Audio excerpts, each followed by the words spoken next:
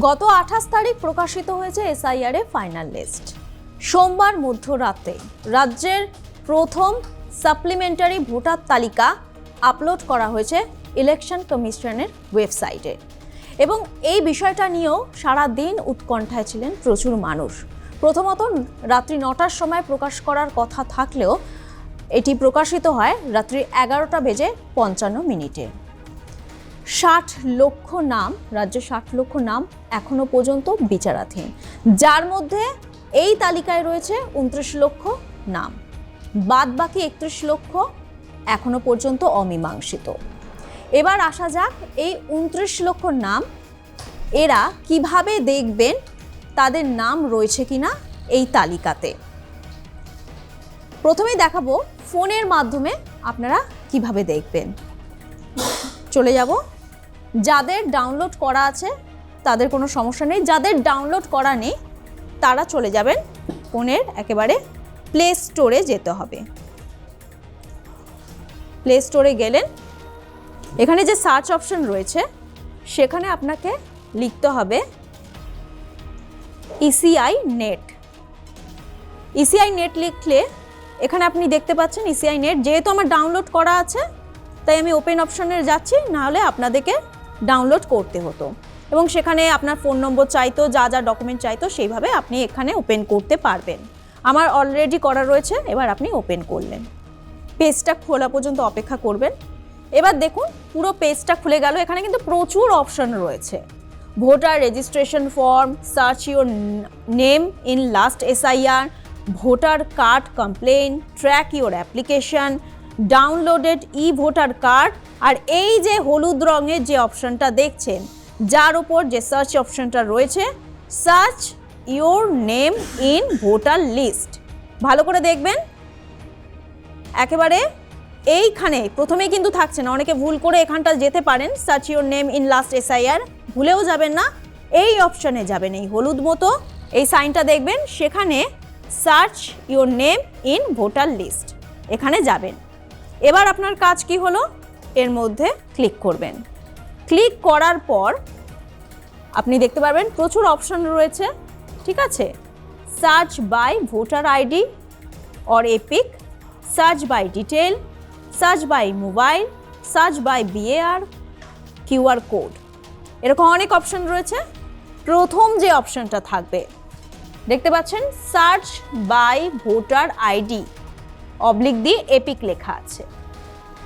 এখানে বড় বড় করে লেখা আছে enter your voter ID or EPIC number, মানে আপনার ভোটার আইডি কার্ডে যে এপিক নাম্বারটা রয়েছে সেটা এখানে এনলিস্ট করতে হবে। করার পর এই যে সার্চ অপশন রয়েছে, এই সার্চ অপশনে ক্লিক করলে আপনার কাছে পুরো বিষয়টা ক্লিয়ার হয়ে যাবে যে আপনার নাম এই তালিকায় নথিভুক্ত রয়েছে কিনা বা ডিলিটেড রয়েছে কিনা, সেই সমস্ত বিষয় কিন্তু ক্লিয়ার হয়ে যাবে। আমি আরও একবার পুরো প্রসেসটা আপনাদের সামনে তুলে ধরব। প্রথমত প্লে স্টোরে গিয়ে ডাউনলোডের যে বিষয়টা সেটা আশা করি আপনাদের কাছে ক্লিয়ার হয়ে গেছে। একই রকমভাবে ইসিআই নেটে আপনারা ঢুকবেন। ঢোকার পর একটা পেজ খুলে যাবে, সেখানে প্রচুর অপশন থাকবে। এই যে হলুদ রঙের যে অপশনটা রয়েছে যার উপর সার্চ অপশন রয়েছে আতশ কাচের মতো, যেখানে লেখা রয়েছে search your name in voter list, দেখতে পাচ্ছেন, ভালো করে দেখুন। এইখানে ঢুকবেন। ঢোকার পর এখানে অলরেডি আমার এপিক নম্বরটা দেয়া রয়েছে, এখানে ঢুকবেন। ঢোকার পর এখানে প্রচুর অপশন আপনারা দেখতে পাচ্ছেন, তার মধ্যে search by voter ID or EPIC এই যে অপশন এখানটাতে ক্লিক করতে হবে। করার পর এখানে দেখুন লেখা আছে enter your voter ID or epic, এইখানে আপনার ভোটার আইডি নাম্বারটা লিখতে হবে। লেখার পর সার্চ অপশন এখানটাতে আপনি যখনই ক্লিক করবেন তারপরে কিন্তু আপনার কাছে পুরো ডিটেলস চলে আসবে। এবার আসা যাক, এছাড়াও আরও একটা অপশন রয়েছে। আপনারা এ বাদেও কিন্তু আপনারা ওয়েবসাইটে দেখতে পারেন। ওয়েবসাইট হচ্ছে ceo.westbengal.wb.gov.in। আর একবার ভালো করে দেখে নিন, ceo westbengal.wb.gov.in এখানে ক্লিক করবেন এবং এখানে যেরকমভাবে রয়েছে আপনারা সেই মতো এই একই প্রসেসে দেখতে পাবেন। তবে আজকে যেটা বোঝানোর উপায় ছিল সেটা হচ্ছে যে আপনি ফোনের মাধ্যমেও ঠিক যেভাবে আপনাকে দেখালাম আপনি চটজলদি এই পুরো বিষয়টা দেখতে পারবেন।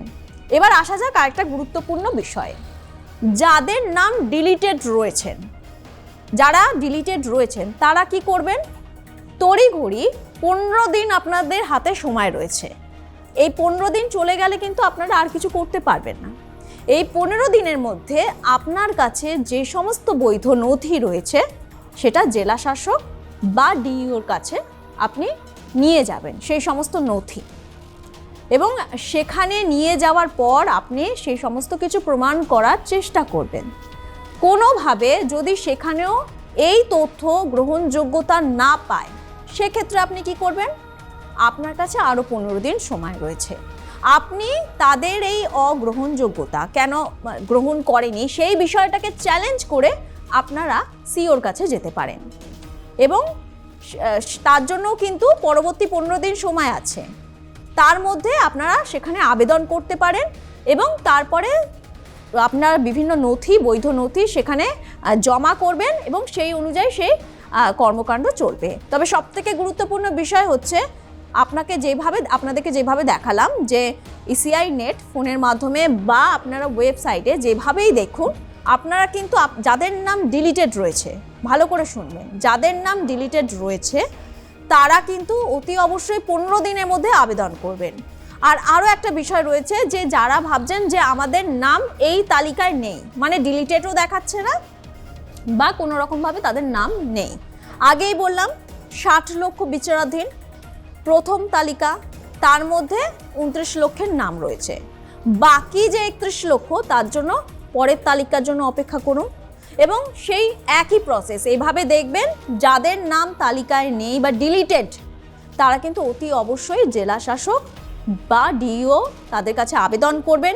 সেখানে যদি তারা যদি সেই বৈধ নথি তারা যদি তাতে মান্যতা না দেয়, তাদের সেই বিষয়টাকে আপনারা চ্যালেঞ্জ করে পরবর্তীতে সিওর কাছে আবেদন করতে পারবেন। তাই আর দেরি করবেন না, যাদের নাম ডিলিটেড রয়েছে এই 15 দিন ভীষণ গুরুত্বপূর্ণ আপনাদের কাছে।